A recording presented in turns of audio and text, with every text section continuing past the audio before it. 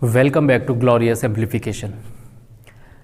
मगध का नाम सुनते ही हमारे सामने जो तस्वीर उभरती है वो चंद्रगुप्त मौर्य और चाणक्य की है। लेकिन मगध का इतिहास उनसे काफ़ी पहले से शुरू हो जाता है और बड़ा रोचक इतिहास है। मगध एक ऐसी जगह है जिसके आसपास नदियों का बहाव क्षेत्र है। खनिज संपदा की दृष्टि से मगध का पूरा इलाका बहुत ज़्यादा संपन्न है। आसपास में नदियों के कारण बने हुए उपजाऊ मैदान हैं। इन उपजाऊ मैदानों में खेती करके काफ़ी अच्छी फसल प्राप्त की जा सकती थी। करीब के जंगल के अंदर हाथी मौजूद थे। इन हाथियों को पाल कर सेना और युद्ध के दौरान उनका प्रयोग किया जा सकता था। तो मगध अपने आप में उस समय डेवलप हुआ जब भारत के अन्य क्षेत्र डेवलप नहीं थे। आप कह सकते हैं कि उत्तर वैदिक युग के बाद जब महाजनपद काल आया, उस महाजनपद काल के दौरान मगध अच्छी तरह से डेवलप हुआ। मगध के साथ साथ ही यहाँ कुछ और चीज़ें भी हैं, जैसे बाद में जब मगध की राजधानी पाटलिपुत्र को बनाया गया तो उसकी वजह से इसकी प्रसिद्धि बढ़ी। लेकिन आमतौर पर हम इसे चंद्रगुप्त मौर्य और विष्णुगुप्त यानी चाणक्य और उनके अर्थशास्त्र की वजह से इसको जानते हैं। आज हम मौर्य युग से पहले के मगध को देखेंगे और इसके रोचक इतिहास पर परीक्षोपयोगी सभी महत्वपूर्ण तथ्यों को साथ लेकर एक चर्चा करेंगे। मगध में 1500 या 545 से लेकर 412 ईसा पूर्व तक एक वंश का शासन रहा जिसका नाम था हर्यक वंश। इस हर्यक वंश में कुछ शासक बड़े प्रसिद्ध हुए, जिसमें एक बिंबिसार था, एक उसका पुत्र अजातशत्रु था, फिर उसका पुत्र उदयन था और इस तरह से ये सिलसिला आगे चलता गया। इस हर्यक वंश का आखिरी राजा था नागदशक। बिंबिसार का जहाँ तक सवाल है तो इतिहास की किताबों को गौर से देखते हैं तो पता चलता है कि इसका एक उपनाम था श्रोणिक। कुछ किताबों में श्रेणिक भी लिखा हुआ है। हम जानते हैं कि विवाह करके विदेशी संबंध बढ़ाने की जो नीति है वो अकबर की रही है। अकबर ने राजपूत रियासतों से विवाह किए और अपने विदेशी संबंधों को मजबूत किया, लेकिन उससे बहुत पहले बिंबिसार इस नीति का अवलंबन कर चुका था। उसने कौशल नरेश प्रसेनजित की एक बहन थी जिसका नाम था कौशला देवी, कुछ जगह उसका नाम महाकौशला भी मिलता है, इससे विवाह किया और इस तरह से उसने कौशल नरेश के साथ अपने रिश्ते सुधारे। बिंबिसार ने लिच्छवी की राजकुमारी चेलन्ना से भी विवाह किया और मद्र देश की क्षेमा नाम की राजकुमारी से भी विवाह किया। तो वैवाहिक संबंधों को आगे बढ़ाते हुए अपनी विदेश नीति को आधार बनाना ये बिंबिसार से शुरू हुआ है। फिर उसके बाद बिंबिसार योग्य था, ये बहुत अच्छा सेनानायक भी था, बहुत अच्छा प्रशासक भी था। इसने अंग प्रदेश को पूरी तरह से जीत लिया और जीतने के बाद अपने पुत्र अजातशत्रु को वहाँ का गवर्नर नियुक्त कर दिया। जब अजातशत्रु वहाँ का गवर्नर नियुक्त हुआ तो उसके बाद उसने वहाँ से ही प्रशासन का अनुभव प्राप्त किया और उसके प्रशासन के अनुभव का फ़ायदा मगध को आगे चलकर हुआ जब उसने वज्जी संघ को जीता।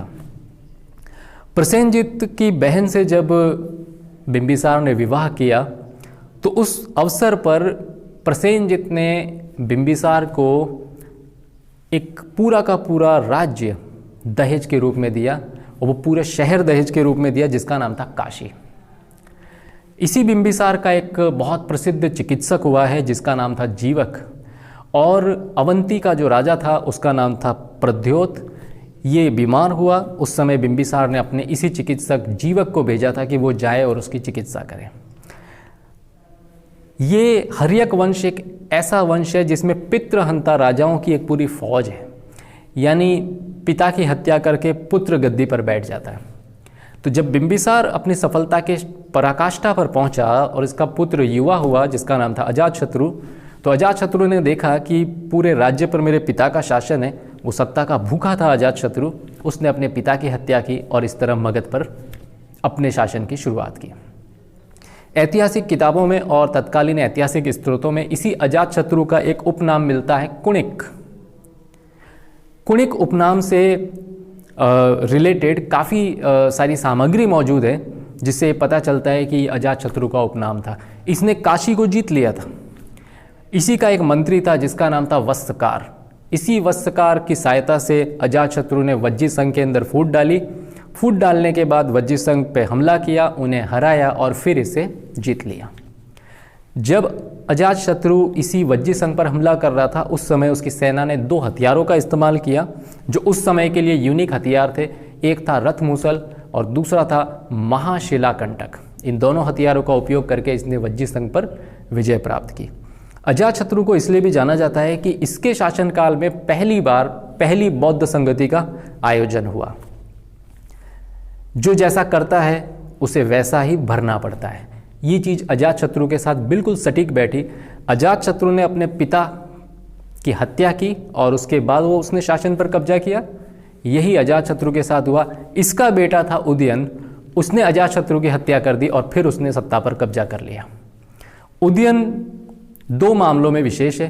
पहला, इसने एक शहर बसाया जो आगे चलकर बहुत बड़ा और विस्तृत शहर बसा। मेगस्थनीज ने भी उस शहर का उल्लेख किया है। उस शहर का नाम था पाटलिपुत्र। इस पाटलिपुत्र की अगर आप ज्योग्राफिकल लोकेशन देखेंगे तो सोन और गंगा नदियों के किनारे है। हर्यक वंश का आखिरी राजा था नागदशक, जिसके समय में कुछ विशेष देखने को मिलता नहीं है। जब ये वंश खत्म हुआ तो उसके बाद दूसरा प्रसिद्ध वंश जिसने मगध साम्राज्य पर या मगध पर शासन किया वो था शिशुनाग वंश। इस शिशुनाग वंश के 2 शासक हमारे लिए बहुत महत्वपूर्ण हैं, एक खुद शिशुनाग और दूसरा कालाशोक। इस शिशुनाग वंश का संस्थापक था। इसने सबसे पहले अवंती को जीत लिया और अवंती को जीतने के बाद इसने वैशाली नामक शहर को अपनी राजधानी बनाया। शिशुनाग के बाद जब कालाशोक का जमाना आया तो ये इसलिए प्रसिद्ध हो गया क्योंकि इसके समय में द्वितीय बौद्ध संगति का आयोजन हुआ और बौद्ध धर्म के सिद्धांतों को व्यापक रूप दिया गया। कालाशोक ने भी अपने साम्राज्य में कुछ परिवर्तन किए, कुछ प्रशासनिक परिवर्तन किए। इसने अपनी राजधानी बदल दी और पाटलिपुत्र शहर जिसे उदयन ने बसाया था उस पाटलिपुत्र शहर को कालाशोक ने अपनी राजधानी बना लिया। शिशुनाग वंश के इन राजाओं के बाद जो तीसरा सबसे महत्वपूर्ण वंश जिसने मौर्य वंश से पहले मगध पर शासन किया वो था नंद वंश। ये नंद वंश चाणक्य की वजह से या कौटिल्य आप कह लीजिए या विष्णुदत्त कह लीजिए, विष्णु शास्त्री कह लीजिए, इनकी वजह से ज़्यादा फेमस हुआ। नंद वंश का जो संस्थापक था उसका नाम था महापद्मनंद। इसका उपनाम किताबों में भार्गव मिलता है। ये महापद्मनंद ये ब्राह्मण नहीं था बल्कि जैन मत का अनुयायी था। खारवेल का हाथी गुम्फा अभिलेख हमें बताता है कि इसी महापद्मनंद ने कलिंग पर हमला किया और कलिंग पर हमला करके उसे हस्तगत किया। संस्कृत व्याकरण का जो रचयिता है पाणिनि, जिसने अष्टाध्यायी नामक किताब लिखी जिसमें 8 अध्याय हैं, ये पाणिनि महापद्मनंद के का समकालीन था, उसके समय का था। महापद्मनंद के बाद दूसरा महत्वपूर्ण राजा आया इनका घननंद। आपको पता होना चाहिए कि यही वो राजा था जिसने चाणक्य का अपमान किया था। चाणक्य दिखने में बहुत ज़्यादा सुंदर नहीं थे, लेकिन ये उसके राज्य के अंदर दान विभाग के मुखिया थे, दान विभाग के प्रमुख थे। किसी अवसर पर ऐसा माना जाता है कि घननंद ने चाणक्य का भरी सभा में अपमान किया और उसी अपमान का घूंट पीने के बाद चाणक्य ने फैसला किया कि वे जैसे भी हो इस वंश का, नंद वंश का समूल नाश कर देंगे। घननंद वैसे भी अपनी प्रजा में भी बहुत ज़्यादा लोकप्रिय नहीं था क्योंकि इसने जनता पर टैक्सेशन का भार बहुत ज़्यादा बढ़ा दिया। कई तरह के ऐसे कर लगा दिए जिनके तले जनता दब चुकी थी और वो लोग चाहते थे कि जैसे भी हो इससे छुटकारा मिल जाए।